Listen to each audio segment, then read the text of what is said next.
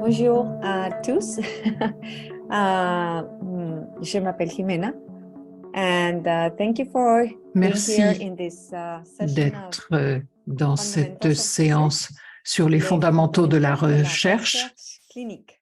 clinique. With my basic French. Voilà, c'est tout ce que je pouvais vous dire en français. Je m'améliorerai après. Alors, tout d'abord, je suis médecin. J'ai fait de la médecine d'urgence et des soins primaires. Je suis docteur en neurosciences et également rédactrice médicale. Ça fait de très longues années que je travaille comme rédactrice médicale et je continue à le faire en plus de mon travail actuel en tant que responsable de la recherche clinique chez Elsevier.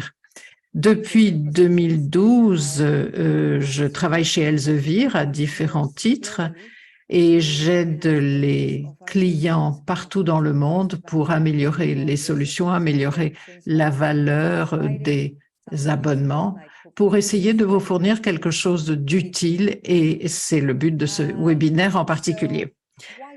Alors, pourquoi les fondamentaux de la recherche? Ça ne veut pas dire que ça soit simple ou facile. En fait, la recherche est difficile. Si parmi vous, il y a des chercheurs, ils savent à quel point c'est difficile. Et pour que ça soit moins difficile, il faut comprendre le pourquoi, le comment et toutes les autres questions.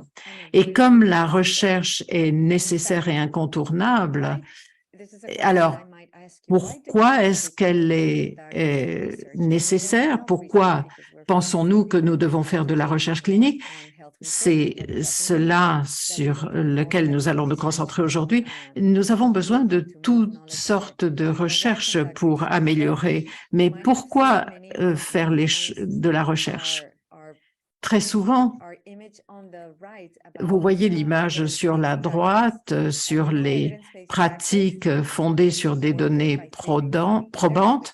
Nous savons qu'il y a 3 piliers qui soutiennent cela. D'abord, l'expertise clinique que l'on obtient par la pratique clinique, que ce soit en soins infirmiers, en pharmacie, en physiothérapie, en médecine.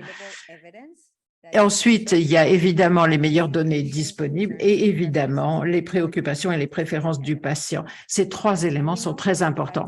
Et nous savons que la pratique fondée sur des données probantes est essentielle pour fournir des soins sûrs et de qualité. Ça, c'est l'une des grandes raisons pour lesquelles nous avons besoin de preuves, de données probantes et de recherche. Parce que pour avoir des données probantes, eh bien, nous devons continuer à en produire, et la plupart d'entre vous vont devoir produire ces données probantes. Et parce que les vies humaines sont tellement importantes que le bon sens ne suffit pas toujours. Nous pouvons avoir certaines intuitions sur la manière dont les choses fonctionnent, comment il faudrait procéder, mais il faut quand même relier ça aux meilleures données probantes que nous avons. Alors, ça vous surprendra peut-être, mais des fois, nous sommes tellement habitués à lire des livres ou des articles ou des informations que nous oublions que tout ce que nous avons trouvé dans ces livres ou tout ce que nous avons entendu, tous les résumés sur les données, tous les guides, tout vient de recherches qui sont peut-être au tout début de la pyramide des données probantes, y compris des rapports sur des cas. Souvent, nous prenons pour acquis ce qu'il y a comme connaissance ici, mais ça n'est pas le cas. Alors, je vais vous donner un exemple qui vous paraîtra peut-être drôle, mais il y a pas si longtemps que ça, 70 ans, c'est pas si vieux que ça. Il y avait des boissons qui étaient promues comme étant bonnes pour des enfants. Et on disait, mais à quel moment faut-il commencer? Et après des années de recueil d'informations, nous savons à quel point les boissons sucrées sont mauvaises pour la santé. Et nous savons qu'il y a une association entre la consommation de boissons non alcoolisées et la mortalité. Donc, on ne peut pas dire que ce que nous faisons aujourd'hui ne va pas changer demain dans notre pratique. Et c'est bien pour cela que l'on dit que la recherche clinique est l'avenir de tous et ça devrait être vraiment intégré dans notre pratique quotidienne, comme on va le voir dans les diapositives suivantes. Il est prouvé que les hôpitaux cliniquement actifs dans la recherche obtiennent de meilleurs résultats en matière de soins aux patients. Donc, nous devrions être plus, comment dire, heureux ou confiants quand nous allons dans un hôpital qui fait de la recherche clinique ou de la recherche médicale, que c'est un hôpital qui s'occupe bien de ses patients. Et ici, sur ce site web, vous avez même des films vidéo que vous pouvez regarder et qui vous montrent cette idée que la recherche clinique, c'est vraiment l'avenir de tous. Nous sommes tous des patients et nous allons tous profiter d'hôpitaux qui sont plus actifs en matière de recherche. Alors, ces sites web peuvent nous aider, mais il y a aussi des éléments probants qui ont été publiés. Je vais passer rapidement ceci en revue puisque vous aurez la présentation. Et vous voyez qu'il y a les hôpitaux qui appuient la recherche, qui ont un retour sur investissement, qu'ils sont meilleurs dans l'innovation, dans les processus qu'ils mettent en place, dans les systèmes. Et tout cela est logique et nous verrons pourquoi. Et puis, ça affecte aussi les chiffres des hôpitaux. Donc, nous devons comprendre, y compris des directions des structures organisationnelles, que quoi que nous investissions dans la recherche, ça finira par apporter un rendement et ça se traduira par des économies de toute façon. C'est assez important de garder cela à l'esprit. Je voudrais également souligner que les infirmiers, les infirmières cliniciennes sont particulièrement bien placées pour identifier les éléments de l'évaluation, du diagnostic, de la gestion et de l'évaluation des soins qui ont le plus besoin d'être étudiés et que les médecins ne détectent pas. Par exemple, des petits changements, par exemple dans un traitement ou des réactions qui ne sont pas attendues ou souhaitées. Les infirmiers ou infirmières sont parfaitement au courant de tous ces processus et pour avoir une bonne culture de la recherche, il faut vraiment y penser comme à une culture multidisciplinaire avec beaucoup de facettes et qui requiert des gens de toutes les parties de ce système hospitalier qui est si complexe. Tous les cliniciens, tous les médecins, tous les prestataires de soins de santé devraient se percevoir comme des chercheurs. Alors, vous trouverez d'autres informations. Vous avez accès à Clinical Key en français et vous pouvez chercher en français ou en anglais et vous trouverez des contenus qui vous concernent. J'ai trouvé ceci très intéressant. Cet article s'appelle « Culture de la recherche et reproductibilité » pour bien montrer comment intégrer une culture de la recherche dans nos environnements. Mais le Forum économique mondial a souligné l'importance de promouvoir une culture de la recherche pour avoir une meilleure recherche. Comme vous l'avez vu dans cette image, ce sont les meilleures données probantes publiées qui doivent être utilisées pour étayer nos décisions. Et pour ce faire, nous avons besoin de promouvoir une culture de la recherche dans nos institutions, parce que vous venez peut-être d'une université ou d'un collège qui fait la promotion de la recherche depuis le début, mais moi, pas. Moi,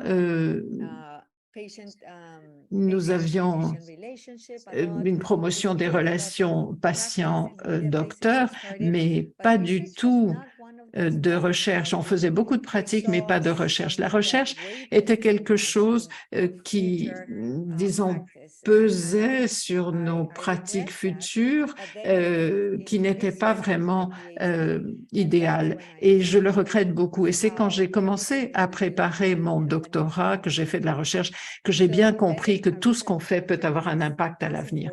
Donc, intégrer une culture de la recherche est aussi important que de publier des articles. Et il y a une manière de favoriser cette culture de la recherche dans nos institutions, et je souligne quelques-unes ou les 7 éléments que le Forum économique mondial a soulignés. Vous pouvez voir le contenu ci-dessous pour trouver tous les détails de ces alinéas. Mais par exemple, il faut faciliter des discussions ouvertes. Ça peut être une bonne manière d'améliorer la culture de la recherche et les connaissances. Il faut établir des systèmes de soutien parce qu'il y a beaucoup de questions qui se posent et j'en ai entendu beaucoup, par exemple en Arabie Saoudite ou au Mexique ou au Chili ou en Malaisie. J'entends souvent les gens dire « mais comment est-ce qu'on choisit la bonne revue, quels sont les bons auteurs, comment avoir un bon titre, quel genre de recherche est-ce que je devrais faire ?» Donc, il y a vraiment beaucoup de questions qui se posent et c'est pour ça que dans nos institutions, dans nos hôpitaux, nous avons besoin de coaching, de soutien, de sites Internet, de gens qui ont des connaissances. Et par exemple, les bibliothécaires médicaux sont très importants, mais tout ça, il faut le mettre en place pour que tout le monde puisse répondre aux questions. Nous avons besoin aussi de nous assurer que tout le monde est sur la même longueur d'onde, bien comprendre ce qu'est une attitude inacceptable en recherche, quelles sont les bonnes pratiques, quelles sont les règles, ce que signifie la transparence dans la recherche et comment faire que notre recherche soit aussi transparente que possible et d'aussi bonne qualité que possible, même si nous pensons que nous faisons bien les choses, il y a toujours des choses à apprendre et donc il faut vraiment qu'on soit sur la même longueur d'onde dans notre institution. Il faut qu'il y ait un consensus écrit en matière de recherche. Si nous voulons commencer à pratiquer différentes compétences en matière de recherche, comme les compétences de réflexion critique, il y a une bonne manière de démarrer, c'est ce qu'on appelle les cafés de culture de la recherche ou cafés culturels, où vous pouvez parler des publications récentes qui provoquent beaucoup de réactions. Vous pouvez commencer à apprendre sur les différentes méthodologies, sur les analyses statistiques, sur les questions de recherche, etc. Ça permet de réfléchir à la recherche et de mieux la comprendre. Et puis, comme je l'ai dit, toute l'organisation doit être sur la même longueur d'onde et bien comprendre que la recherche est son avenir, qu'elle doit investir dans la formation et le développement de tous les membres d'une équipe et de tous ceux qui veulent faire de la recherche, y compris les gens qui ne croient pas vouloir faire de la recherche, mais qui seront aidés dans ce sens. Donc, vraiment intégrer cette recherche comme culture de l'institution. Et puis, l'agence qui s'occupe de santé, de recherche et de qualité en matière de soins de santé fournit des idées intéressantes. Un tableau de concordance ici que vous pouvez utiliser parce que ça permet d'améliorer la culture de la recherche dans l'institution. Et on peut donc établir des équivalences entre ce site Internet et le Forum économique mondial pour avoir cette culture de la recherche intégrée. Il y a autre chose qui est important, à part le fait que la recherche est l'avenir de tous et ça apporte un rendement. Et l'autre chose importante, c'est de comprendre l'ensemble du processus de recherche. Dans ma carrière de chercheur, je me suis rendu compte qu'on a tendance à se concentrer sur une partie du processus, la méthodologie par exemple. Et on a tendance à oublier que la recherche démarre quelque part, mais qu'elle doit se terminer par une publication qui va donner naissance à de nouvelles idées. Or, si vous ne pensez pas que toutes les recherches doivent se terminer par une publication, eh bien, c'est que vous avez raté quelque chose. Et il faut donc arriver à cette publication de la recherche. Nous savons tous que la recherche qui n'est pas publiée n'existe pas en quelque sorte. Donc, nous allons essayer de voir le processus de recherche. Et là, je voudrais souligner, et je l'ai mentionné précédemment, que tous les professionnels de la santé font de la recherche au quotidien. On voit quelque chose d'intéressant dans notre pratique, quelque chose qu'on n'a pas vu avant, ou sur lequel on n'a rien lu auparavant. On se pose des questions. Eh bien, quand on se pose des questions, on se dit, mais quelle est la chose normale à faire? Eh bien, c'est d'obtenir des informations pour répondre à la question. Eh bien, comment est-ce qu'on procède? Eh bien, pour ça, on a besoin d'obtenir des données. Et on le fait avec les sources d'informations possibles. On demande même aux collègues. Mais disons que de manière générale, il faut aller vers la meilleure source d'information, comme vous l'imaginez, mais vous devez évaluer ces informations parce que peut-être que vous avez des informations de la part d'un collègue, mais vous pouvez vous dire, mais non, c'est peut-être pas ce qu'il me faut pour mon contexte, pour mon hôpital, ou bien vous lisez un article et vous vous dites, mais non, ça va pas, il faut que j'évalue et vous posez des questions sur les conclusions. Est-ce que c'est vraiment ce qui serait logique par rapport à l'étude et par rapport à ce que j'ai besoin de savoir. Donc, vous devez avoir les bonnes informations et ensuite voir si vous pouvez appliquer ces informations. Alors, je vais changer mon pointeur là. Si vous pouvez l'appliquer dans votre cadre, pour vos patients, dans vos procédures ou dans vos... Vous devez donc poser des questions, acquérir les informations, les évaluer, les appliquer et ensuite les valider, les vérifier. Et en fait, ça n'est pas très différent d'un processus de recherche. Donc, commençons par le commencement. D'abord, vous identifiez un sujet de recherche. C'est en ça que je dis que tout le monde est un chercheur potentiel parce qu'on se pose des questions. En général, on ne va pas jusqu'au stade de l'étude ou d'un projet de recherche, mais on pourrait. Et on pourrait si on pense que on peut développer notre question en recherche. Alors, vous identifiez un sujet ou une question qui vous motive, et là, vous avez besoin de voir s'il y a déjà des lacunes dans les publications et je vais en parler. Donc, vous avez besoin d'acquérir et d'évaluer les informations que vous obtenez. Si vous pensez qu'il y a une lacune à compléter et vous voulez faire une étude, à ce moment-là, il faut développer des questions de recherche et on rentrera dans le détail de ce point-là.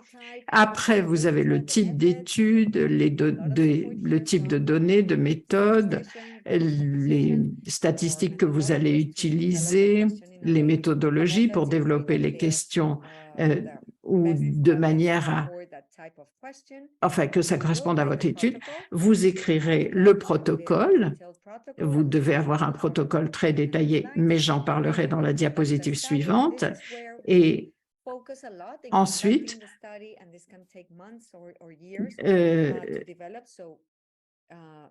vous menez l'étude, ça peut prendre des mois ou des années, et ensuite vous avez besoin de traiter les données, les analyser et enfin d'écrire l'article. Et c'est pour ça que c'est une étape très importante et vous le soumettez pour publication parce que ça vous permettra de poser de nouvelles questions et de voir quelles sont les lacunes en connaissance parce que tout a des forces et des faiblesses et à partir de ces forces et ces faiblesses, vous pouvez proposer de nouvelles idées pour créer de nouvelles recherches parce que toutes les études ont leurs limites. Et c'est pour ça que ce processus de recherche doit être conçu comme un processus et pas comme des éléments séparés, pas uniquement cette partie-là. Des fois, on se concentre juste là-dessus et nous oublions tout le reste qui est tout aussi important pour avoir une étude complète qui est valable pour des scientifiques et pour des médecins. Alors, passons aux premiers éléments. Je vais rentrer dans le détail d'un certain nombre d'éléments qui me semblent essentiels.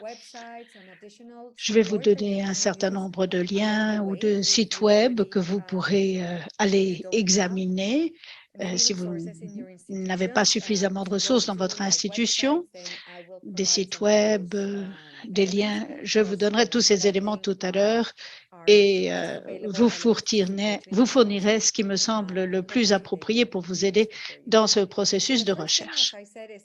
Alors, la première chose que j'ai dit, c'est qu'il fallait vous poser une question, qu'il fallait identifier le sujet de recherche, choisir un sujet ou une question qui vous motive,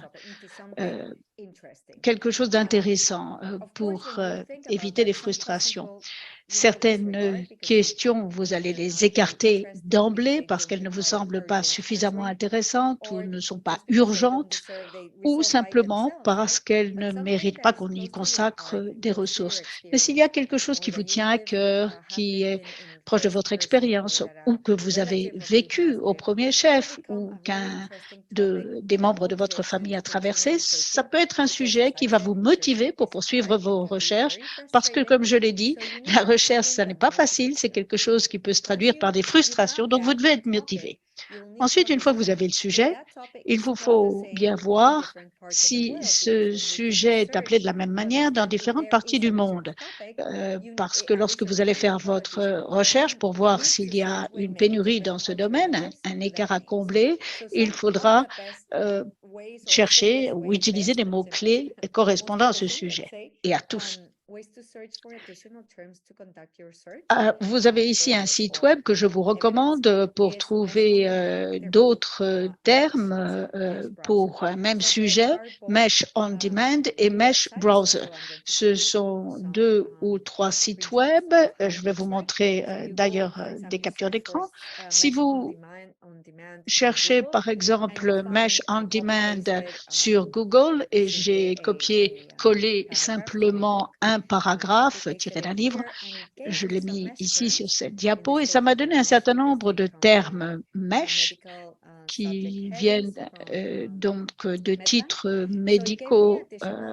C'est pour ça que ça s'appelle MESH, de Medline. Et cela vous donne un certain nombre de termes qui vous permettent d'étendre votre recherche. Satisfaction du patient, musique, durée du séjour, gestion de la douleur, etc. Si vous pouvez utiliser MESH aussi pour chercher parmi les titres de sujets médicaux et vous trouvez Mesh on Demand ici sur ce navigateur de Medical Subject Headings et cela vous permet de trouver des synonymes à, par exemple, pain et opioids. Vous pouvez essayer de trouver différents termes ou des synonymes. Je ne suis pas une experte en la matière, mais voilà tout ce que j'ai trouvé sur la page de leurs ressources. Alors, vous avez les opioïdes, les analgésiques, ou alors vous avez une mauvaise utilisation des opioïdes ou les antagonistes d'opioïdes, tout dépend, les agents de neutralisation, tout dépend de votre sujet de recherche, ou alors vous pouvez éventuellement restreindre un petit peu la recherche. Donc, ces termes sont nécessaires pour vous de façon à pouvoir dresser une liste de 20, 30 mots-clés autour desquels vous allez construire votre stratégie de recherche. Et après, il faut examiner la littérature pour voir s'il y a des lacunes à combler au niveau des connaissances dans ce domaine. Parce que ce qui est étonnant, c'est le nombre d'études redondantes qui sont menées simplement parce que nous avons le sentiment qu'il nous faut absolument publier. Tout ceci est tout à fait superflu, ça n'est pas éthique et en plus, c'est absolument dommageable pour les patients parce que lorsque quelque chose est démontré, vous n'avez pas besoin de tester de nouveau avec un placebo, par exemple, parce que à ce moment-là, le patient ne va pas recevoir le meilleur traitement à sa disposition à ce jour. Il nous faut donc un projet de recherche intéressant, utile, éthique, et ce faisant, vous aurez de meilleures possibilités d'être publié dans une revue médicale réputée. Donc, il y a quelque chose à faire qui n'est pas facile, mais qui est crucial. Et bon nombre de gens vous diront, et des revues aussi, et des agences de financement aussi, vous diront qu'ils refuseront de vous financer ou de vous publier si vous n'avez pas examiné de façon systématique toute la littérature, tout ce qui a été publié. Alors, ça n'est pas vraiment une revue systématique, mais du moins c'est une recherche systématique à laquelle il vous faudra vous livrer. Donc, si vous voulez examiner de plus près comment procéder à cette recherche systématique pour détecter les lacunes à combler et pour voir si votre sujet a encore besoin d'une réponse, vous pouvez utiliser des mots-clés pour voir si le sujet a ou n'a pas été étudié, fait l'objet de rapports, documenté, est encore nécessaire, on a besoin d'eux. La question clé est, il est important d'étudier ceci ou cela, et cela vous permet de vous concentrer sur des sujets qui en sont encore peu explorés. Parce que si vous faites ou regardez une revue systématique, toute cette recherche de preuves aura été effectuée et elles auront permis d'établir quelles sont les lacunes à combler. Vous avez par exemple ce texte, cette publication où l'auteur dit que des revues, c'est dans l'encart en rouge, des revues systématiques sont recommandées avec des essais contrôlés pour combler ce déficit de connaissances. Donc, vous voyez, là, on a identifié ce qu'on appelle un knowledge gap, une lacune en matière de connaissances, et donc des recherches supplémentaires sont nécessaires pour les combler. Par conséquent, lorsque vous cherchez des lacunes, des déficits de connaissances, si vous cherchez ce terme, vous comprendrez plus facilement, vous saurez plus facilement si des besoins existent. Une question qui devra être à votre esprit de façon permanente, c'est qu'est-ce qui va rendre mon étude unique, intéressante, nouvelle, qui méritera d'être publiée ou d'être lue? Non seulement voulez-vous être publié, mais vous voulez être cité, mentionné, apparaître dans les réseaux sociaux, par exemple. Donc, il est important de regarder tout cela, d'examiner cette question, de vous poser cette question de façon systématique quand vous développerez votre question de recherche, vous rédigerez votre protocole, votre manuscrit, de façon constante, vous devez avoir cette question à l'esprit. Un instant. Désolé. Et c'est ce que je voulais dire lorsque je vous ai dit que les recherches systématiques doivent être menées dès le début de votre projet, parce que ici, vous avez cet article qui voulait, par exemple, mettre l'accent sur les stratégies pour éviter les rejets. Et il dit qu'une bonne partie des recherches sont répliquées ou dupliquées simplement parce qu'on n'est pas au courant d'un travail similaire précédemment effectué. Et ça, c'est à l'origine de bien des rejets parce que les revues ne veulent pas publier les mêmes choses à plusieurs reprises. Et vous pouvez faire quelque chose qui s'appelle le journal shopping, c'est-à-dire vous commencez par les meilleures revues, vous êtes rejeté, personne ne vous dit exactement pourquoi, vous descendez votre liste de revues prioritaires et vous pouvez vous retrouver dans les journaux de prédateurs, comme on dit. Par conséquent, il faut absolument établir s'il y a un déficit de connaissances dans un domaine et si vous faites une réplication, une duplication, ou si vous copiez quelque chose, ça peut être une méthodologie et il faut le dire clairement. Donc, ceci doit apparaître très tôt dans l'élaboration de l'idée. Qu'est-ce qui rend mon étude intéressante, mais aussi qui me permettra de publier et d'être lu. Ici, vous avez un article qui dit pourquoi la recherche clinique n'est pas toujours utile et on dit que la recherche fondamentale ne peut pas être jugée sur la base de son impact pratique, mais la recherche clinique est différente et devrait être utile. Quels sont les neurones qui sont affectés? Que se passe-t-il ici ou là? Toute cette recherche fondamentale doit se produire, mais la recherche clinique doit avoir un but, elle doit être utile, elle doit faire la différence sur le plan de la santé, parce qu'il s'agit de santé publique, de patients, de leurs attentes, de ressources précieuses. C'est quelque chose qu'il faut garder à l'esprit.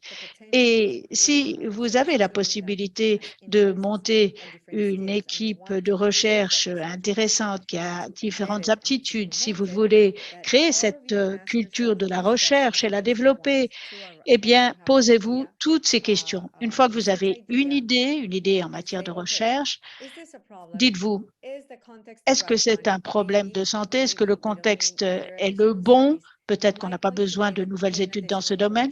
Est-ce que je vais rassembler des informations supplémentaires, etc. Ça doit faire partie du manuel des bonnes pratiques.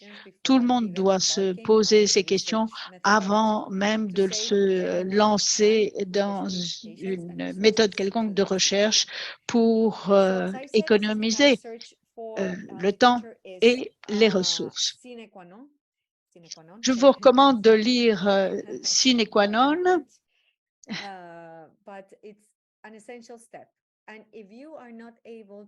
Toutes ces revues sont essentielles. Si vous ne pouvez pas faire une revue systématique,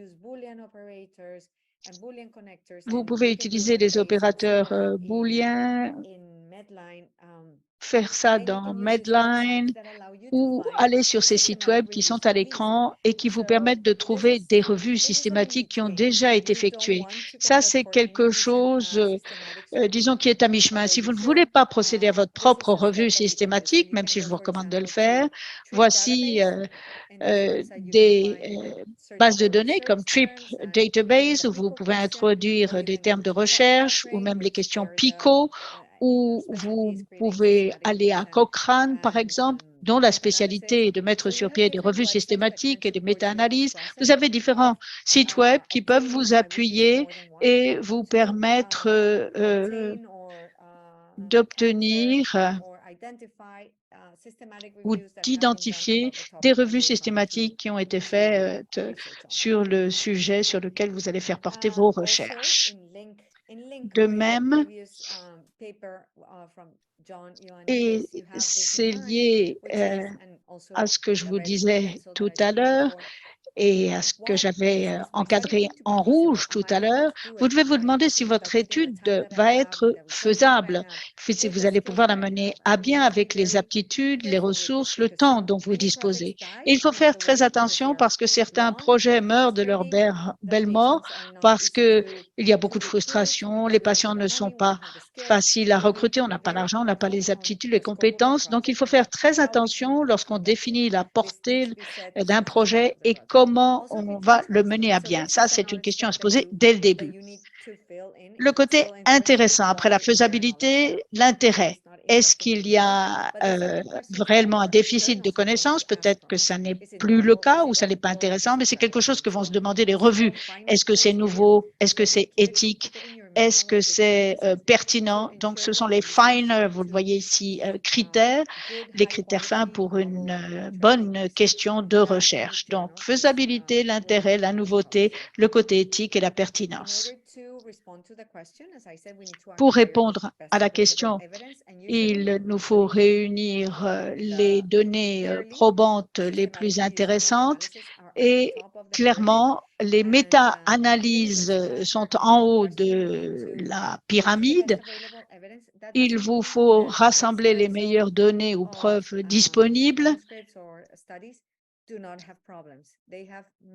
Mais même lorsqu'on a cela, il peut y avoir de nombreux biais, de nombreux problèmes dans les recherches et dans les analyses pour savoir si on doit avoir recours à cela pour changer quelque chose ou si on doit repliquer cette étude, mais mieux, en essayant de résoudre tous les problèmes qui s'y sont posés. Donc, en bas, vous avez les rapports de cas individuels. Ça, c'est un bon point de départ dans votre recherche. Si vous avez un sujet, ces rapports sont plus faciles à rédiger, plus faciles à publier dans des revues spécialisées. Et ils sont à la base de la pyramide parce qu'à partir de ces rapports, vous pouvez produire de meilleures recherches plus hardies qui aillent plus loin ou des études de cohorte, par exemple. Donc, il faut savoir ce que vous êtes en train d'évaluer parce qu'il vous faudra évaluer l'épreuve. Et à Clinical Key, vous avez différentes sources de preuves. Vous pouvez chercher par méta-analyse ou par systématique, par revue systématique. Vous avez des sources primaires, secondaires ou tertiaires. Vous avez par exemple les primaires qui sont les articles originaux. Les sources secondaires, ce sont des résumés de données avec des aperçus cliniques ou des EMC. Et puis, vous avez des sources tertiaires qui sont des livres. Donc, comme vous le voyez ici, vous avez différentes sources d'éléments il vous faudra analyser de façon critique cette évidence parce que tous les manuscrits ont des points forts et des points faibles. Et il vous faut donc bien les comprendre, les identifier, quitte à en exclure certains. Si vous avez une sélection d'études qui puissent appuyer votre propre recherche ou qui vous permettent de décider s'il y a un déficit de connaissances ou pas, il faut pouvoir tenir compte de toutes ces preuves et vous assurer de la qualité de ces preuves. Heureusement, nous avons deux éléments pour nous aider dans ce processus d'évaluation de la qualité des données dont nous disposons. Et la première, ce sont ces clubs de revues. J'en avais un lorsque j'étais à la fac de médecine et dans le cadre de ces clubs, on analyse les éléments un peu comme les cafés. On discute de différents éléments de l'étude. C'est bien si vous avez un statisticien ou un méthodologiste dans votre club parce qu'ils peuvent vous aider avec les analyses statistiques, un élément extrêmement important, bien évidemment.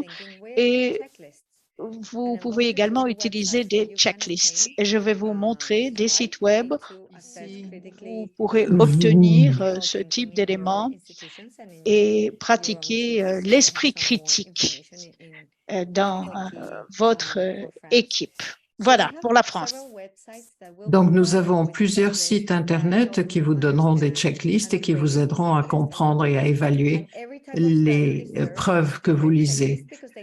Évidemment, les checklists varient selon les recherches puisque vous avez des objectifs, des méthodologies et des analyses et des conclusions différentes.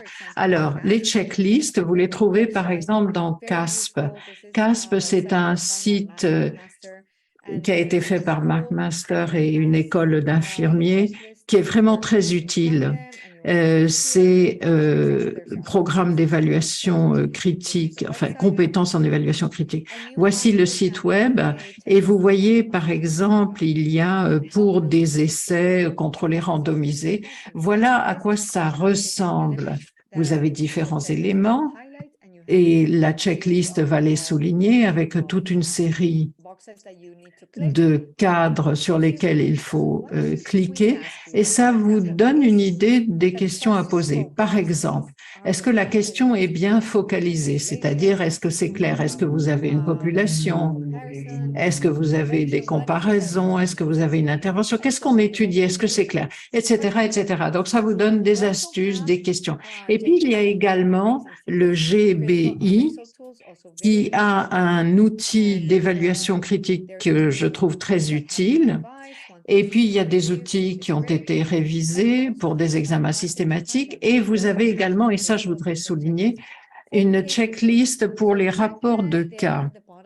Et ça, c'est au bas de la pyramide d'épreuves, c'est vrai, mais il faut quand même qu'il soit rigoureux, qu'il soit transparent, qu'il soit éthique et de bonne qualité. Donc, il y a bien une checklist pour ça. Et si vous pensez à écrire un rapport de cas, regardez cette checklist parce que c'est probablement la liste que quelqu'un va utiliser pour évaluer votre manuscrit. Donc, commencez par là avant même de commencer votre manuscrit parce que vous serez évalué de façon critique sur cette base-là. Et avec cette checklist, vous n'allez rien rater dans les éléments importants qui doivent être dans votre recherche parce que une fois que vous écrivez votre manuscrit, vous ne pourrez pas les inventer. Et puis, vous avez ce qu'on appelle SIGN, c'est une organisation pour l'amélioration des soins de santé en Écosse. Et là aussi, vous voyez une liste de contrôles. Alors là, c'est un petit peu différent dans la présentation. Utilisez ce que vous préférez, en fait, dans les checklists. CASP n'a pas la même présentation, mais ce qui est important, c'est d'en utiliser, de vous former à une évaluation critique, d'évaluer les preuves ou les données probantes qui ont été publiées et votre manuscrit et pensez à la manière dont vous allez être évalué. Alors, formuler la question de recherche, ça, c'est très important parce que ça va guider le reste de votre étude. Tout ce que vous allez faire va être déterminé par cette question-là. C'est également la base des objectifs de votre étude, tout ce qui est dans votre étude doit être pertinent par rapport à la question, doit être en rapport avec la question et l'objectif de l'étude. Et il y a beaucoup d'études qui sont rejetées parce que les questions n'étaient pas claires et du coup, les conclusions ne sont pas pertinentes, voire intéressantes. Alors, quels sont les éléments qu'il faut garder à l'esprit? Tout d'abord, c'est pas simplement important. C'est pour ça que je dis que la recherche, c'est un processus. Il ne faut pas vous concentrer sur quelques éléments seulement. Il faut vous concentrer sur ce que vous allez publier en fin de compte. Or, les revues se posent ces questions-là et elles se posent la question de est-ce que la question de recherche est claire? Et ça doit pas être au moment où vous rédigez votre article que vous vous posez la question, mais c'est au début, quand vous rédigez le protocole, c'est la toute première chose pour évaluer les connaissances, pour trouver les lacunes en matière de connaissances, etc. Et puis, Nature le dit également. Qu'est-ce que vous proposez? Qu'est-ce qu'il y a de neuf qui n'a pas été publié précédemment? Et puis, il y a une question centrale aussi, une question centrale. Par exemple, il y a plusieurs résultats qui ont été mesurés, mais vous devez connaître les différences, vous devez connaître le jargon de la recherche pour pouvoir dire clairement ce qui est important dans votre protocole. Alors, pour avoir une question bien ciblée, je suis sûre que tout le monde connaît les questions PICO et les éléments qu'il y a. Le P, c'est pour patient, population, problème. Le I, c'est intervention, exposition, facteur de pronostic. Le C, c'est la comparaison. Là, vous pouvez avoir des interventions ou non et des comparaisons ou non, mais vous devez avoir un résultat. C'est comme ça que vous allez mesurer ce que vous allez faire ou ce que vous évaluez, et pour voir si ça a été fait. Et puis ensuite, il y a évidemment le résultat et le type de question. Ça, c'est un élément que vous pouvez ajouter. Donc ça, c'est ce qu'on appelle PICO. Nous avons des modèles de questions PICO. Moi, je les trouve très utiles parce que ça nous permet de pratiquer nos compétences de recherche, notre compréhension de la recherche, de tous les éléments qui sont requis. Il y a différentes présentations selon le type de question. Et ce qui est intéressant, c'est que ce site Internet qui se trouve à la librairie.spalding.edu, on vous suggère ce qu'il faut utiliser. Est-ce que vous voulez répondre à une question de thérapie ou de traitement? Là, c'est un essai contrôlé randomisé qui est probablement la meilleure étude. Est-ce que vous avez le temps de le faire? Est-ce que vous avez les patients? Enfin bref, quelles sont vos limites, ou alors vous faites une étude rétrospective ou prospective, où vous pouvez faire une série de cas. Donc, il y a toutes les questions dans tous les cas qui vous sont proposées, et vous avez des modèles pour les essais de diagnostic ou les diagnostics, les prognostics, et vous voyez certains des éléments de PICO qui reviennent ici. Vous les avez pas tous. Et puis, vous avez l'étiologie, etc. Alors, où est-ce que vous trouvez tout ça? Comme je l'ai dit, c'est la Spalding University Library avec le modèle. Vous pouvez les télécharger et même les inclure dans votre propre site Internet de ressources pour chercheurs. Vous pouvez en avoir davantage de ces questions de recherche. Vous trouvez Clinical Key en France et en français si vous voulez commencer de manière un peu plus générale. Ça dépend de vos spécialités. Là, par exemple, vous pouvez filtrer par maladie infectieuse et vous avez tout un chapitre du livre de Mandel avec les questions de recherche pour les maladies infectieuses. Alors, le type d'étude en 4, ça, c'est vraiment la partie fondamentale quand vous devez décider si vous pouvez procéder à l'étude ou pas. Oui, vous voulez un essai randomisé, contrôlé, mais est-ce que vous pouvez? Ça, c'est là que la conception est la partie la plus importante pour bien comprendre si les ressources que vous avez sont pertinentes et peuvent être analysées de la bonne manière. Parce que le type d'étude va mener à l'analyse statistique nécessaire, les différents ratios, les intervalles de confiance, les écarts-types, etc. Et là, je dirais qu'il faut vraiment une méthodologie avec quelqu'un qui est expert en statistique pour bien comprendre si la population est la bonne, si la taille est satisfaisante et si l'analyse statistique est la bonne. Et même si la conception de l'étude est satisfaisante. Alors, je ne sais pas, vous pouvez peut-être stratifier la population de manière différente. Tout ça, il vous faut un expert pour valider tout ça parce qu'une étude mal conçue ne peut jamais être sauvée, tandis qu'une étude mal analysée peut être analysée à nouveau. Donc, faites ça en profondeur. Moi, je ne suis pas spécialisée là-dedans, mais je peux vous montrer un diagramme des flux de plans d'études selon que c'est une observation ou une étude expérimentale. Ça dépend évidemment des catégories. Et là, vous voyez le diagramme. Des fois, je vois des centres avec des patients qui restent plus de 10 jours dedans. Et une expérience, c'est pas une conception d'étude, c'est quelque chose qu'on étudie trop souvent, mais en fait, c'est souvent une étude de cohorte ou d'autres choses. Il faut donner le bon nom à l'étude qu'on fait. Des patients qui restent plus de 10 jours à l'hôpital, on veut peut-être évaluer la qualité de vie, l'anxiété ou des choses comme ça. Mais il faut vraiment appeler les choses par leur nom. Donc, ou bien nous avons des études expérimentales, mais là, vous avez quelque chose, une étude de diagnostic, une intervention, un médicament ou une formation, ou alors, et que ça soit randomisé ou pas, ça va être la grande différence dans les études expérimentales, parce que les non randomisés ont des conclusions différentes et il vous faut tenir compte de la non-randomisation. Et puis, vous avez les études d'observation avec un groupe d'analyse, une étude analytique, où vous voyez qu'il vous faut plus de preuves et d'autres conclusions qui peuvent être appliquées plus rapidement à la pratique clinique que dans les études descriptives. Donc, les études analytiques, vous savez lesquelles ce sont les études de cohorte, transversale, etc.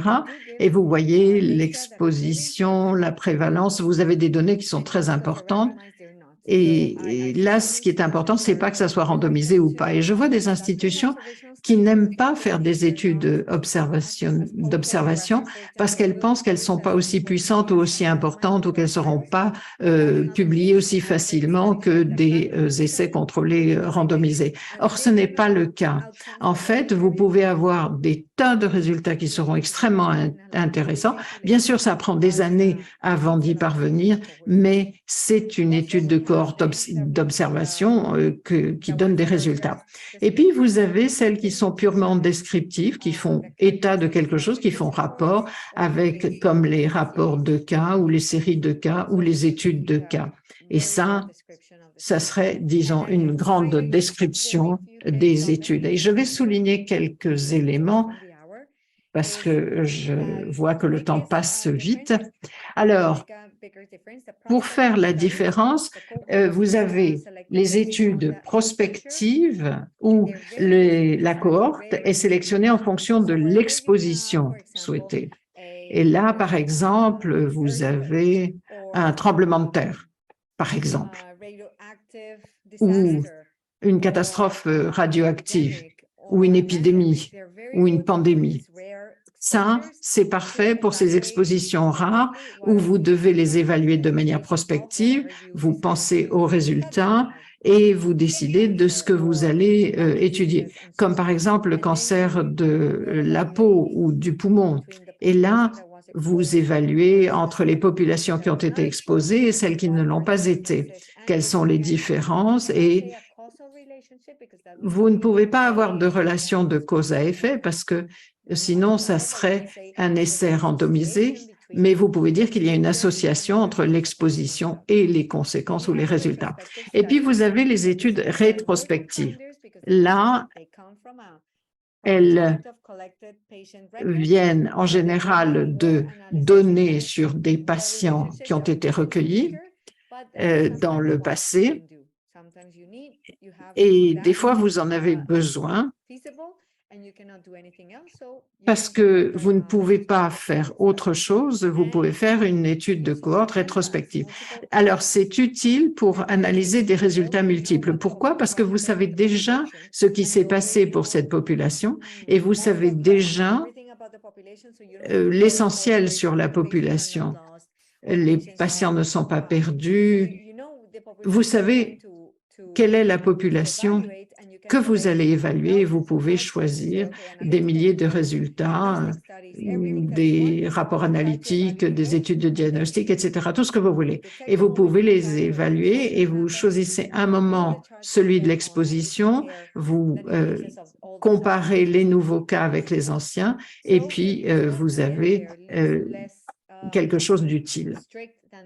Et c'est moins strict que les études prospectives. Mais vous avez également des outils pour évaluer de manière critique les deux types d'études de cohorte, prospectives et rétrospectives, CGBI et CASP, qui vous les fournira. Ensuite, vous avez les études de contrôle de cas où vous recrutez la population en fonction des résultats. Ça, c'est très utile pour des résultats rares. Par exemple, quand vous pratiquez, vous pouvez détecter un résultat rare. J'ai entendu dire, par exemple, qu'il y avait des patients qui avaient la COVID, qui étaient vaccinés, mais qui apparemment avaient plus de cas de sclérose en plaques.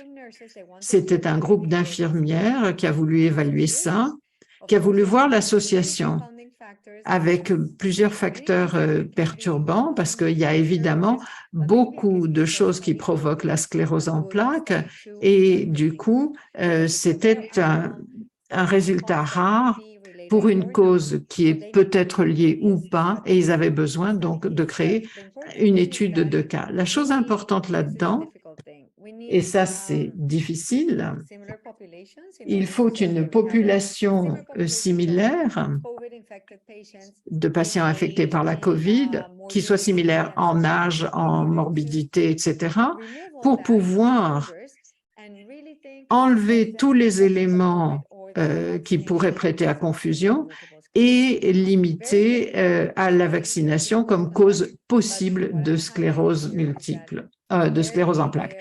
Donc, difficile, mais ça peut être utile d'étudier avec une étude de contrôle de cas. Les 3 organisations que je vous ai indiquées peuvent vous fournir des checklists pour ces études-là. Et moi, je regarderai leur checklist parce que, comme je l'ai dit précédemment, une fois que vous voudrez publier, vous serez évalué par des pairs qui prendront ces checklists. Enfin, nous avons les études de cas, rapports de cas, séries de cas. Alors là, je tiens à les souligner parce que c'est très, très utile pour fournir des informations descriptives sur de nouvelles choses qui existent, où vous n'avez pas de grande population, mais vous voulez publier plus vite. Et je dirais que c'est un bon endroit pour démarrer. Vous pouvez voir les réactions non désirées au traitement, les comportements atypiques ou anormaux, etc. Là encore, vous avez le GBI avec sa checklist pour voir si vous avez bien fait les choses. Le protocole d'étude est l'étape suivante, très importante dans le processus de recherche, et ça doit être fait avec beaucoup d'attention parce que ça va contenir tout ce qu'il vous faut. Tout, en fait, est l'épine dorsale de l'étude pour la mener, mais également pour la publier. Parce que sinon, ça peut prendre des mois ou des semaines. Enfin, il faut vraiment réfléchir à tout ce qui est requis, et il faut que tout ça soit dans un seul document. Il doit être fait avec beaucoup de soin, beaucoup de transparence et une grande qualité. Parce que parfois, il y a une certaine inconduite dans la recherche. Et c'est pour cela qu'il faut examiner le protocole de l'étude tel qu'il a été publié dans clinicaltrials.com ou dans les différentes bases de données, parce que certains protocoles seront publiés dans des revues scientifiques et par conséquent, on va les examiner de près pour voir si les choses ont changé. Les choses ne changent pas comme cela. Il faut qu'il y ait une justification. Il faut en parler avec le comité d'éthique parce que vous ne pouvez pas changer les choses simplement sur un coup de tête. Je vais mentionner 3 sites web où vous trouverez des protocoles d'études si vous n'avez pas un protocole particulier dans votre institution. Et je vais commencer par le plus difficile, le plus compliqué, et j'arriverai au plus simple, qui est peut-être aussi le plus efficace. Vous avez le Conseil international pour l'harmonisation des exigences techniques pour les produits pharmaceutiques destinés à une utilisation à usage humain, l'ICH, pour que les laboratoires pharmaceutiques reçoivent le feu vert pour une étude. Il faut à ce moment-là remplir ce protocole qui est très compliqué et très détaillé. Et ça va être un véritable défi si vous lancez là-dedans. L'OMS, par contre, a un modèle de protocole. Vous pouvez l'examiner de plus près parce qu'on vous donne des indications extrêmement précises sur les différentes sections qui sont indispensables et sur les différents éléments et comment les rédiger. Et si l'OMS vous propose ce protocole, ça veut dire que c'est un excellent document. Il existe sur leur site web, vous pouvez le télécharger. Toutefois, celui que je vous conseille d'examiner de plus près, c'est celui qui est publié par l'initiative Spirit, parce que dans un seul document, vous avez bon nombre des éléments que j'ai évoqués aujourd'hui et d'autres. Par exemple, les principes relevant de la déclaration d'Helsinki. Il englobe les éléments du protocole recommandé par la Conférence internationale sur l'harmonisation, la CIH dont je vous ai parlé tout à l'heure, et il répond aux exigences de l'OMS et du Comité international des rédacteurs de revues médicales.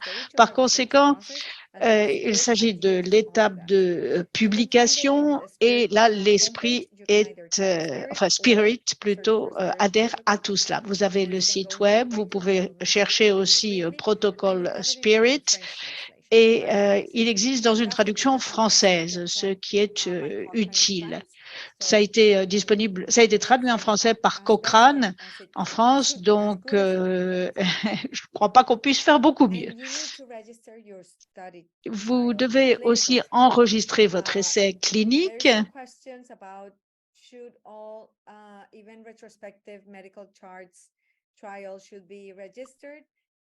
On nous a demandé si les essais cliniques devaient être enregistrés, mais je crois que lorsque vous utilisez des patients de données, vous devez être enregistré, même s'il s'agit simplement d'un essai clinique.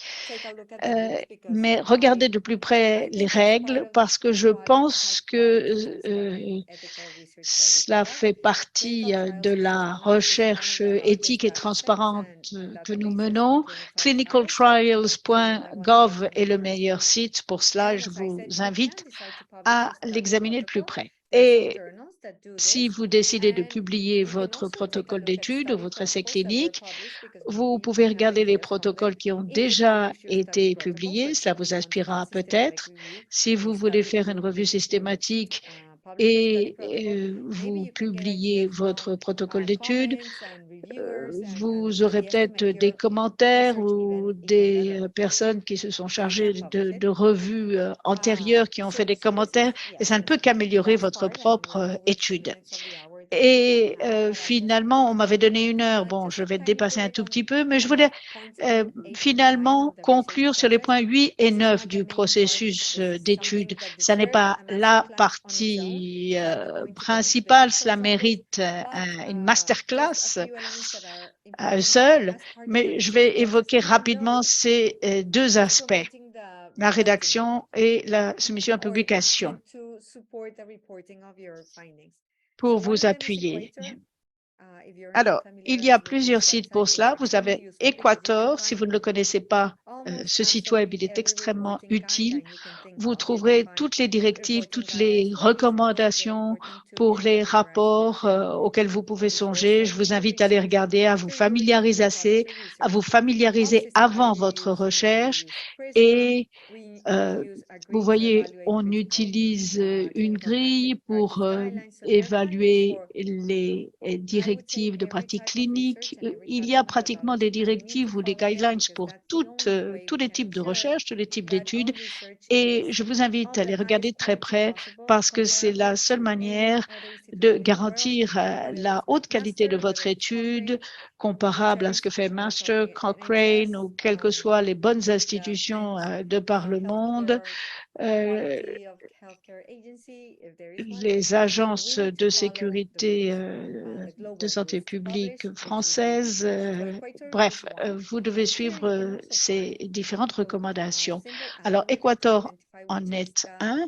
Et puis, si vous avez un algorithme relativement simple qui devrait vous permettre de commencer à répondre à ces questions, je vous invite à le télécharger ou à l'imprimer pour voir si votre type d'étude vous permet de cocher les bonnes cases.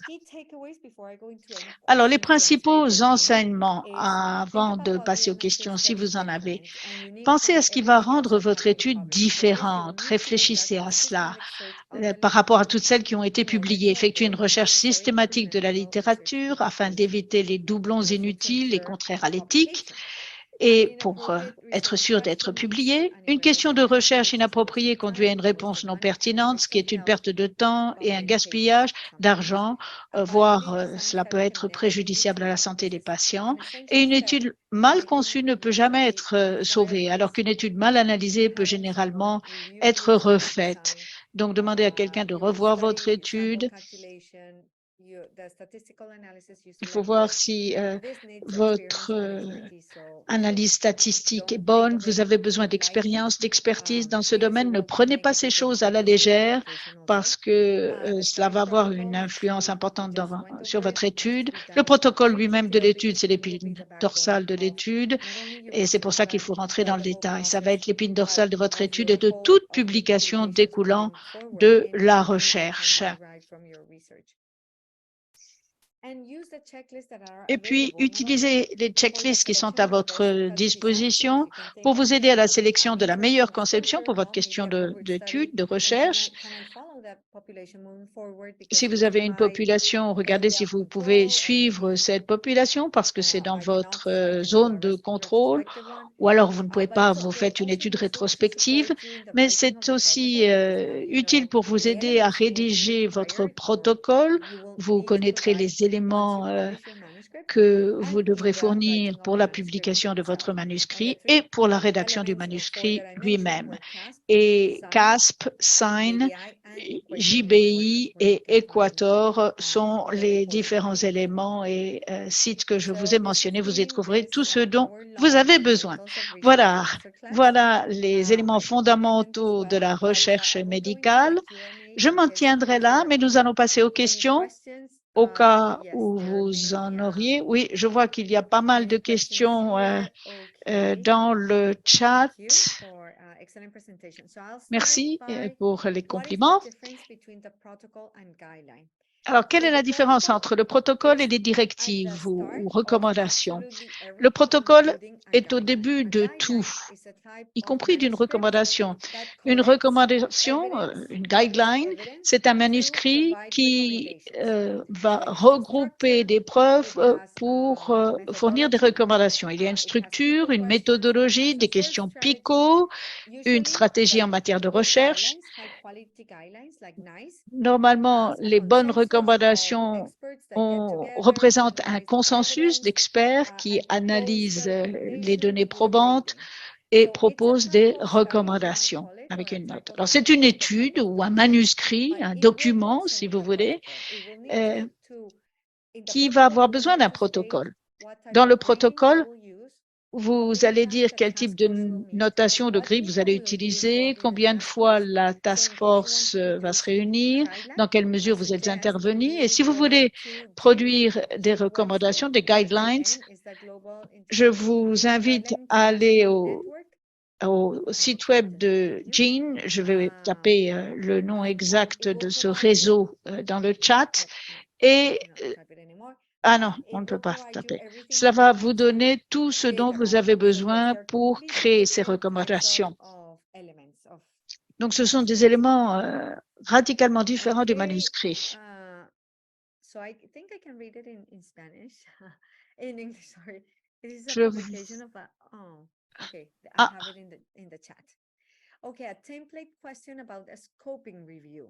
Alors, à propos d'un examen de la portée, la scoping review, qu'est-ce que vous entendez par scoping review? Est-ce que vous voulez dire une revue générale ou une revue systématique d'un sujet? Si c'est oui,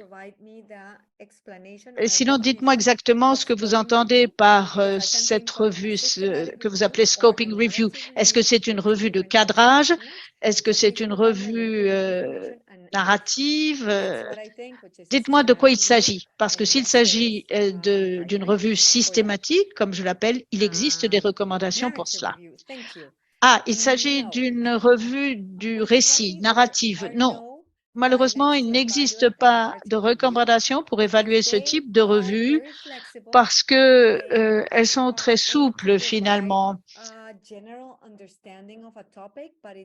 Elles permettent de comprendre un sujet de façon générale, mais elles ne permettent pas une analyse en profondeur de l'étude. C'est un peu comme un chapitre d'un livre. C'est comme ça que j'entends, c'est ce que j'entends par narrative review, et il n'y a pas de règles spécifiques. Ce que vous devriez faire, quoi qu'il en soit, c'est définir tout d'abord une table des matières, si vous voulez, ce que vous allez aborder. Et vous pouvez reprendre des éléments que j'ai expliqués tout à l'heure. Par exemple, est-ce que vous avez une question PICO à laquelle vous voulez répondre? Même si c'est ce type de revue narrative, vous pouvez voir où en est-on sur les statines dans une population de patients obèses ou d'adolescents obèses, par exemple, entre 10 et 17 ans, mettons, dans ma région, la région d'Angoulême, en France, par exemple, par rapport à quelque chose d'autre, une autre population ou pas. Donc, vous avez des éléments picots qui peuvent rendre votre question plus intéressante et plus utile. Et je chercherai des données probantes avec la stratégie que j'ai recommandée, les sites web que je vous ai donnés, trouver des revues systématiques, des méta-analyses et des essais contrôlés randomisés aussi, des RCT. Donc, c'est une revue, mais pas une revue systématique. Par ailleurs, vous pouvez prendre des éléments de prisma, comme un prisme en anglais, P-R-I-S-M-A, P-R-I-S-M-A, en français dans le texte, pour mieux comprendre. Alors, même si vous ne vous livrez pas à une revue systématique, ce qui est différent, vous pouvez prendre des éléments de Prisma de façon à ce que votre revue soit de la plus haute qualité possible. Oui, c'est ce que je disais tout à l'heure. Vous pouvez utiliser un protocole de revue systématique, mais une revue narrative n'est pas aussi rigide, stricte, aussi rigoureuse qu'une revue systématique, où il vous faut dire quelle est la stratégie de recherche. Par exemple, 3 à 5 bases de données pour trouver des évidences, des preuves, même si ces preuves n'ont pas été publiées, pour faire une bonne revue systématique. Possible. Let me see what I have in the chat. Let's start with the first one. Alors, première question dans le chat. I'm sorry. Est-ce que vous pourriez ralentir? Je parlais un peu vite, c'est vrai. On m'a demandé un peu tard. Est-ce que la publication d'une étude dont les objectifs sont similaires peuvent être refusés par manque d'originalité? Oui. Alors, encore faut-il que vous nous disiez si cette étude en vaut la peine. Et pourquoi, si vous menez exactement la même étude dans un autre pays, pourquoi c'est intéressant? Alors, peut-être que l'étude sera la même, mais que la population a un contexte générique ou général différent ou des différences physiologiques. Peut-être que la population est différente parce que vous avez changé de tranche d'âge, par exemple. Mais sinon, ça peut être refusé parce que sinon, on va vous demander pourquoi vous réinventez la roue. Alors, c'est en général ce qu'il faut faire. Il faut revenir en arrière et montrer les différences. Surtout si vous ciblez les revues qui peuvent améliorer votre travail en ayant de bons examinateurs qui se chargeront de la revue ou en améliorant la visibilité de votre étude. Mais elle peut être rejetée si elle n'est pas suffisamment différente. Donc, expliquez dans quelle mesure elle est différente par rapport à ce qui a été publié dans le passé. Si vous avez une revue systématique, à un moment donné, il faut vous arrêter. Mais une fois que vous avez commencé votre étude, il faut qu'il y ait une valeur ajoutée. C'est un petit peu comme construire par rapport à quelque chose qui est déjà construit. Vous faites une extension, mais vous proposez quelque chose de nouveau, d'intéressant et de différent. Est-ce que publier en anglais multiplie les chances de publication? Oui. Et simplement parce qu'il y a énormément de revues anglophones. Vous avez plus de choix que dans les revues locales. Toutefois, si votre publication vise à appuyer des politiques locales en français pour changer le système de santé publique d'une façon générale ou d'une autre, et si vous pensez que la communauté française, les hôpitaux français vont en bénéficier. Essayez d'être publié dans une revue francophone, française, parce que ce sera plus facile pour le public français. Alors, disons que je ne réponds pas vraiment à votre question, mais pensez à votre cible. Qui est votre cible? Mais vous aurez plus de chances dans une revue anglophone. Mais tout dépend de la population de lecteurs qui est votre cible, à laquelle vous vous adressez. Donc, il ne s'agit pas seulement de publier dans une revue anglophone ou anglaise, il s'agit de publier dans la bonne revue. Ça, c'est un autre sujet que nous aborderons dans une autre classe. Est-ce que l'on peut collecter des données en envoyant des questionnaires?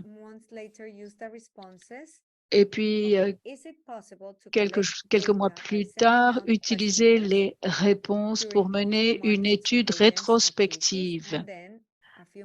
Donc, envoyer des questionnaires pendant des activités de surveillance post-marché et mener à bien une étude rétrospective ensuite. Désolé, mais il y a des gens qui font du bruit derrière moi. Et est-ce que vous devez présenter votre candidature au comité d'éthique?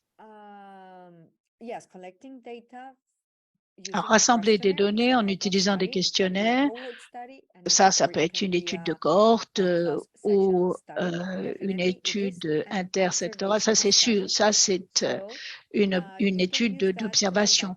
Par conséquent, vous pouvez utiliser des questionnaires pour mener une étude rétrospective. Est-ce que vous devez vous adresser à un comité d'éthique dans ce cas-là?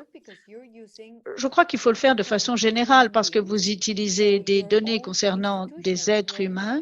Donc, votre propre institution aura probablement une commission d'éthique qui devra vous donner son feu vert. Par conséquent, ma réponse est oui. C'est une obligation morale.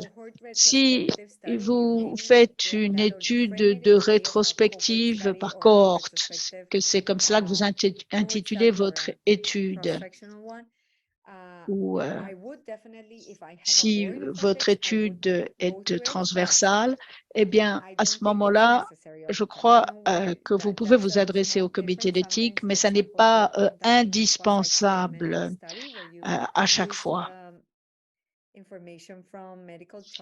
Donc, vous pouvez utiliser des informations de graphiques médicaux, comparer des situations avant-après, mais dans ce cas-là, vous n'avez pas besoin d'aller à un comité d'éthique. Mais si vous proposez une étape supplémentaire avec des délais dans la publication, à ce moment-là, vous pouvez sauter cette étape, mais surtout enregistrer votre étude dans clinicaltrial.com pour que tout le monde puisse être au courant, voir que cette question est là, que votre recherche est en cours, etc. Mais si vous pensez que le comité d'éthique peut apporter un plus à votre étude, passez par lui. Mais vous ne recrutez pas activement des patients, vous utilisez simplement des données d'une étude rétrospective. Donc, je ne pense pas que ça soit obligatoire. Je voudrais savoir comment utiliser l'intelligence artificielle. Est-ce que je choisis comment utiliser l'intelligence artificielle? C'est une excellente question, mais tout dépend de ce que vous voulez en faire. Quel est votre public?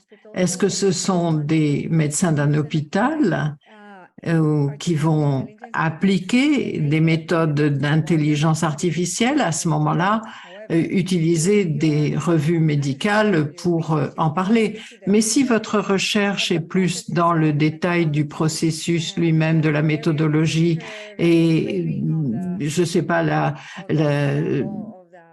l'espace sous la courbe, les algorithmes, etc., c'est très détaillé et technique, à ce moment-là, vous voulez d'autres informaticiens plus techniques comme public. Donc, à ce moment-là, vous allez dans un journal ou une revue informatique, mais vous limitez l'impact de votre article. Donc, la question, c'est vraiment à qui est-ce que vous adressez votre recherche? Et par conséquent, qui souhaitez-vous comme lecteur de votre article? Et c'est là que vous devez déterminer quel est le champ d'application de votre étude et qui va la lire.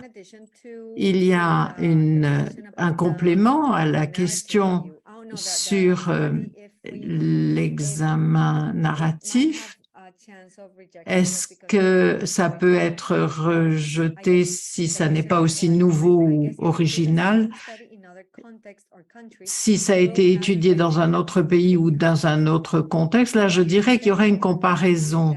Il y aurait une comparaison, c'est important, mais vous devez nous donner, à nous lecteurs, les raisons qui nécessitent cette comparaison. C'est-à-dire, quand vous écrivez votre manuscrit, vous devez expliquer, parce que vous allez peut-être utiliser d'autres études pour comparer vos résultats dans la section de discussion. Vous allez utiliser ce qui a été publié pour créer de nouvelles idées, de nouvelles propositions, de nouvelles explications. Et si c'est ça l'objectif, que si vous voulez créer des comparaisons, ça peut être très utile. Si vous voulez produire des données probantes, mais au niveau local, c'est utile. Mais vous devez expliquer pourquoi vous faites quelque chose qui a déjà été publié.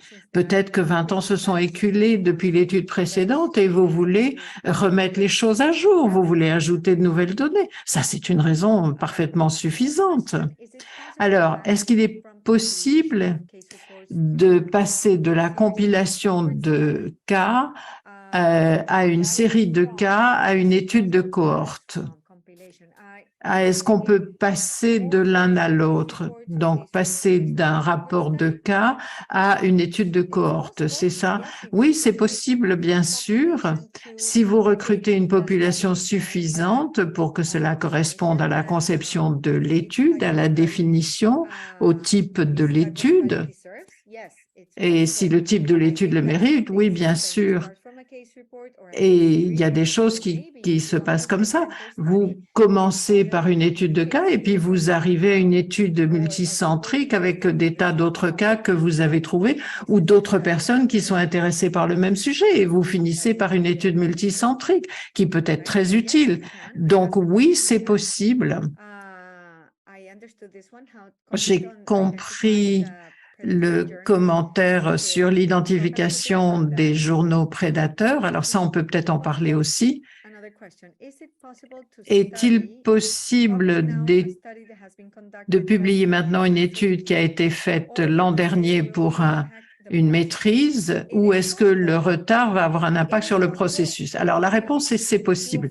C'est possible si vous faites certaines choses. D'abord, si vous comprenez bien que l'étude est toujours pertinente, qu'elle correspond à une lacune en matière de connaissances, qu'elle est utile, qu'elle est nouvelle et qu'elle mérite d'être publiée. Et là, ce qu'il y a d'important, c'est de mettre à jour les références, évidemment. Si ces deux éléments, vous avez la bonne réponse, eh ben, vous le saurez en faisant un examen documentaire, un examen de la littérature. Et si vous voyez qu'il y a toujours une lacune en matière de connaissances, à ce moment-là, pas de problème. Votre sujet n'a pas vieilli. Il faut simplement que votre étude fournisse de nouvelles données. L'étude ne vieillit pas en elle-même. C'est ça ce que je veux dire. Nous avons maintenant 2 questions sur comment choisir une revue pour publication et comment éviter les publications prédatrices. Alors là, il faudrait 1 heure pour l'expliquer, mais je vais dire quelques éléments de réponse. Il y a 2 choses qui sont utiles. L'une, alors est-ce que j'ai ça? L'une, c'est sur ce site web que j'ai. Vous pouvez regarder ces webinaires qui ont été faits l'an dernier. L'un s'appelle... Non, c'est peut-être pas si utile que ça. Pardon, j'allais vous montrer autre chose. Eh bien non, je ne l'ai pas. Well, then I'll write it. So we Donc, je vais l'écrire. Nous have, avons, this card. Wait. I thought I had it here, je but pensais there's l'avoir some ici, mais non, je ne l'ai to the pas. websites because I think Je this vais is aller sur le interesting site for you to Internet see parce que this. je crois que One pour is vous, c'est called, for the intéressant. predatory ones, check Pour les publications submit, prédatrices, because vous predatory mettez ones check, are, think, I mean, c'est zero. think, check, It's very submit. difficult to capture them. Once C'est you très submit, difficile. you will receive every week an invitation to Une publish fois que your vous aurez une picture. publication, That's how it vous allez works. People avoir are toutes les semaines une invitation à publier dans une revue différente. Or, la plupart de ces revues sont prédatrices. Il faut le savoir parce que les bons ne vous demandent pas de publier. Et c'est même pour des livres ou des chapitres de livres ou des revues. Et vous pouvez utiliser cette checklist-là, moi, pour identifier les revues prédatrices. Et vous les avez y compris en français. Donc, voici une des choses que vous pouvez faire. Il y a un site web pour les identifier, les revues prédatrices, mais c'est pas toujours facile à surveiller parce que ça évolue tout le temps et je dirais qu'il faut avoir beaucoup de bon sens. Ça serait ma première suggestion. Et puis, comme je l'ai dit, il y a également plusieurs sites Internet. Vous voyez, il y a une liste, mais qui n'est pas toujours mise à jour.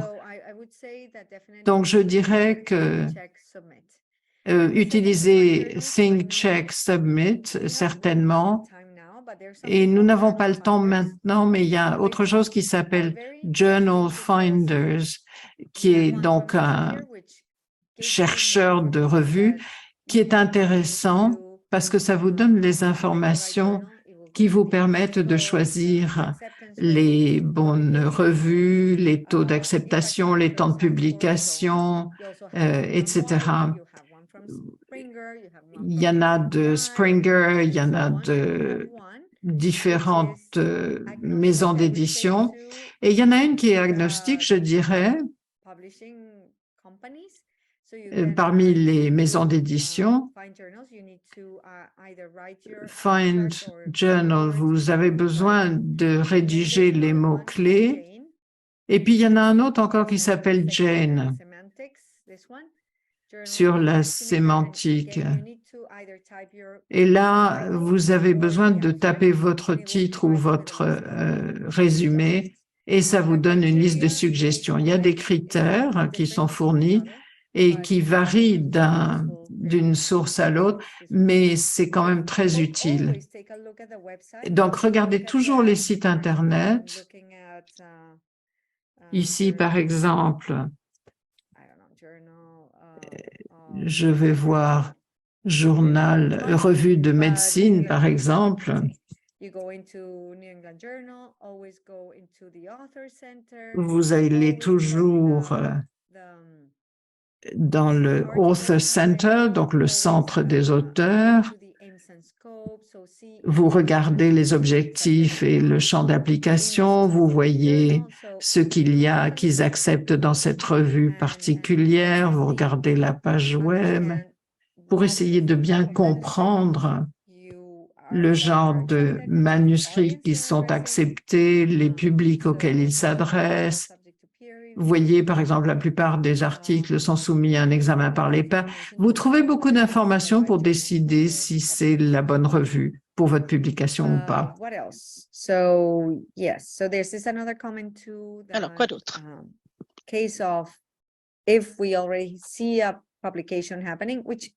Si on voit qu'une publication a déjà été faite, ça peut se produire parce que la recherche originale est très rare.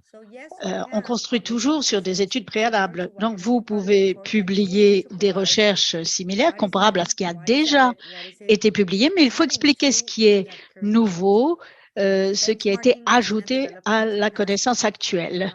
Le benchmarking dans les pays en développement, la comparaison entre un pays développé qui a un système et un pays moins développé qui a un système de santé mixte, oui, pourquoi pas? Tout dépend de votre question de recherche, du résultat, de comment vous présentez la discussion. Il faut que votre question de recherche soit très claire et ensuite, toutes les données probantes que vous réunirez pour défendre votre question, votre recherche, ça va la justifier. Donc, précisez la question, rendez-la intéressante et montrez qu'effectivement, on a besoin de procéder à ce type de recherche. Le manuscrit, pour vous, sera une partie décisive pour être sûr que votre manuscrit soit accepté dans la revue qui vous intéresse. Il y a une autre question. Est-ce que vous pouvez me dire comment s'écrit JIN? JIN Publication. Désolé, oui. Le réseau JIN. C'est GIN, Guidelines International Network. Voilà, JIN. C'est ici que vous trouverez ce que vous devez examiner lorsque vous rédigez des recommandations. Ça, c'est très important. Il y a un instrument qui s'appelle Agree Instrument. Quelque chose dont vous avez besoin pour évaluer la qualité des recommandations que vous lisez ou si vous voulez, vous rédiger des recommandations, eh bien, vous utilisez cet outil, Agree, pour voir si la recommandation présente une qualité élevée ou pas. Il s'agit d'un instrument avec une checklist. Bon, ça, c'est le document complet, mais il y a une checklist quelque part. Ça, c'est pour JIN. Et pour Agree. Il y a une autre question, apparemment, quand on fait une revue systématique, est-ce qu'on doit lire tous les articles de façon critique, même s'il y en a énormément? Oui, c'est pour cela que ça s'appelle une revue systématique. Vous faites une revue de la littérature et que vous essayez d'établir dans quel domaine il y a des déficits de connaissances, là, vous n'avez pas besoin de lire tout à fond, mais vous en aurez besoin pour une revue systématique. Et au bout du compte, lorsque vous faites une revue systématique, vous allez peut-être avoir 70 000 études, mais lorsque vous faites une recherche plus fine, vous allez en écarter un grand nombre et vous allez vous trouver 5 ou 6 études. Donc, avant de tout lire, regardez les titres, les résumés pour voir si vous en avez besoin ou pas, ou si ça a été fait, je ne sais pas, 20 ans, il y a 20 ans, ou autre. Il vous faut certains critères d'éligibilité pour décider quelles études vous allez conserver. Et lorsque vous aurez terminé cette évaluation, vous allez vous retrouver peut-être avec une dizaine d'études. Et c'est là que vous faites l'évaluation critique. Ce serait ma suggestion. Mais ça n'est pas aussi strict que si vous faisiez une revue systématique. Si vous utilisiez Prisma, par exemple, pour votre revue systématique, Prisma vous donnera une idée de ce qu'il faut examiner de plus près. Vous avez une checklist un peu plus longue, ici. Et tout ceci vous donnera une idée de ce qu'il faut examiner. Si vous faites une revue systématique ou si vous évaluez des revues systématiques faites par d'autres, il faudra conserver tous ces critères à l'esprit. Mais tout dépend.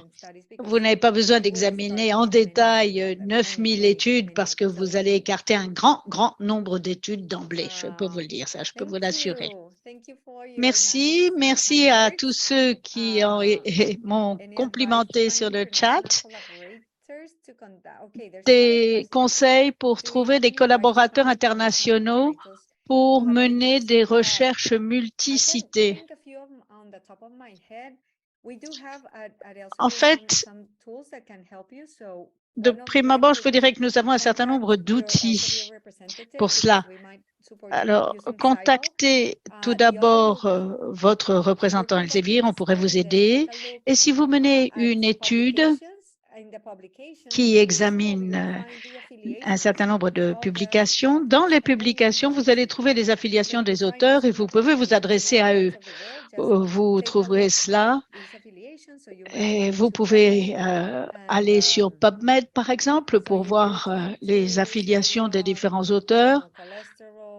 Vous avez une étude sur le cholestérol, par exemple, et les grossesses, par exemple. Vous voulez mener une étude sur ce sujet qui vous semble intéressant. Vous voyez qu'il y a une revue systématique et une méta-analyse ici. Et vous allez vous concentrer sur les gens qui font des essais contrôlés et randomisés.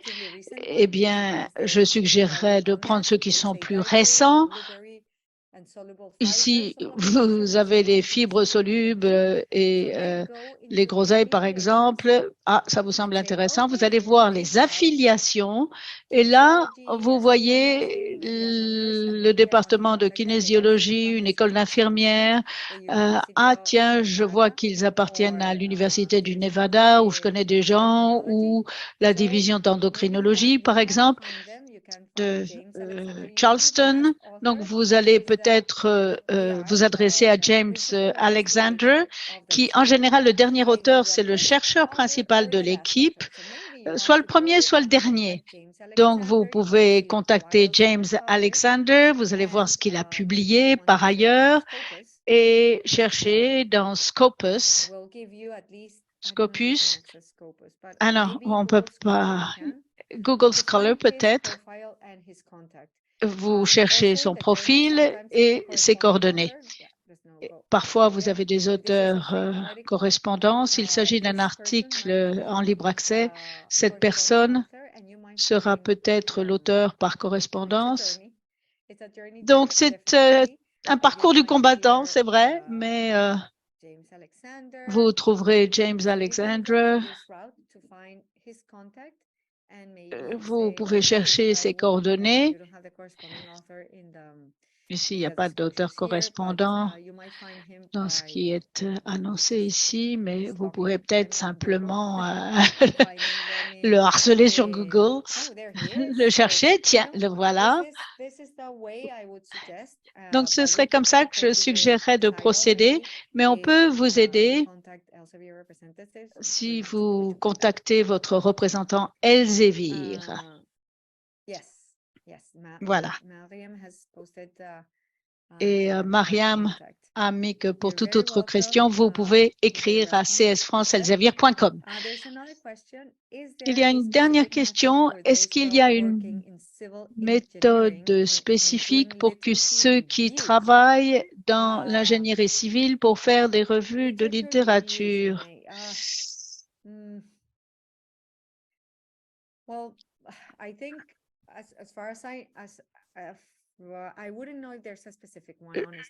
En fait, je ne serais pas au courant s'il y en avait une méthode spécifique, mais je suis sûre que PubMed vous permettra de le trouver. Donc, je vous proposerai de commencer par là, de chercher le moteur de recherche avancé avec plusieurs champs.